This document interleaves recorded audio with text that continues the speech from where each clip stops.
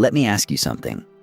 Have you ever been around someone who just made you feel good?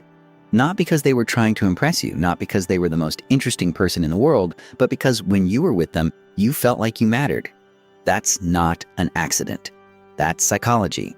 And today I'm going to show you exactly how it works. I figured this out the hard way. A few years ago, I went to a party where I didn't know anyone, and I did what most people do. I tried. I tried to say the right things, laugh at the right moments, be interesting. And you know what happened? Nothing. People were polite, but no one really connected with me. Then I gave up. I stopped trying. I started talking to this one person, and instead of thinking about what clever thing I'd say next, I just asked them about their life, what they were into, what made them excited, and something shifted. They leaned in. They opened up. By the end of the night, they told me, "I don't know why, but I feel like I've known you forever." That's when I realized something important. People don't like you because of what you say. They like you because of how you make them feel. So here's what actually works. Most people, when they're talking to you, aren't really listening. They're waiting for their turn to speak. They're thinking about what they're going to say next. But when you actually listen, when you ask follow-up questions, when you remember the little details they mentioned, when you make them feel heard, that's rare. And people remember it. And here's the thing. You don't have to agree with everything someone says to make them like you.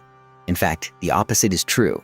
When you have your own opinions, when you're willing to respectfully disagree, when you're not afraid to challenge them in a playful way, they respect you more because it shows you're not performing. You're just being real. I've also noticed this. When someone talks about something they love, their dog, their hobby, a trip they took, their whole energy changes, their eyes light up. Their voice gets excited. And if you lean into that moment, if you ask more about it, if you share that excitement with them, they start to associate you with that feeling. You become the person who makes them feel alive. But here's where most people mess up. They're so focused on being liked that they hide who they really are. They don't share anything personal. They don't show any vulnerability. But vulnerability isn't weakness. It's connection. When you share something real about yourself, something you struggled with, something you care about, you give the other person permission to do the same. And that's where real connection happens. There's also something powerful about just being present, not checking your phone, not looking around the room, not thinking about what's next. When you're fully there with someone, when you give them your complete attention, they feel it. And feeling valued is one of the deepest human needs. And one more thing, don't always be available. Don't always agree. Don't chase people's approval. When you have your own life, your own standards, your own goals, people notice.